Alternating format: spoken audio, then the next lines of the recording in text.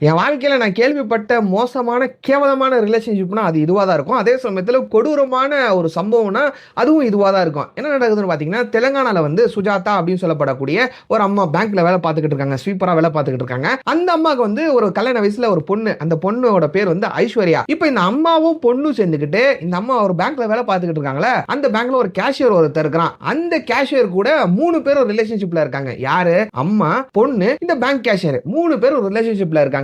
இப்ப நாளடைவுல என்ன ஆக ஆரம்பிக்குதா, இந்த அம்மாக்கு வந்து இந்த சுஜாதா அப்படின்னு சொல்லப்படக்கூடிய அம்மாக்கு வந்து இந்த பொண்ணு அவர் கூட இருக்கிறது, நெருக்கமா இருக்கிறது பிடிக்காம என்ன பண்றாங்கன்னா, இந்த பொண்ணுக்கு ஒரு கல்யாணம் பண்ணி வச்சிருவோம் அப்படின்னு சொல்லிட்டு ஒரு கல்யாணத்தை வந்து பண்ணி வைக்கிறாங்க. அந்த புது மாப்பிள்ளையோட பேர் வந்து தேஜேஸ்வர். இப்ப என்ன நடக்குதுன்னு பாத்தீங்கன்னா, கல்யாணம் பண்ணி போயும் கூட இந்த பொண்ணு வந்து அந்த தேஜேஸ்வர் கூட ஒழுங்கா வாழாம இந்த கள்ளக்காதல் இருக்கான்ல, அந்த கள்ளக்காதல் கூட உல்லாசமா இருந்திருக்காங்க.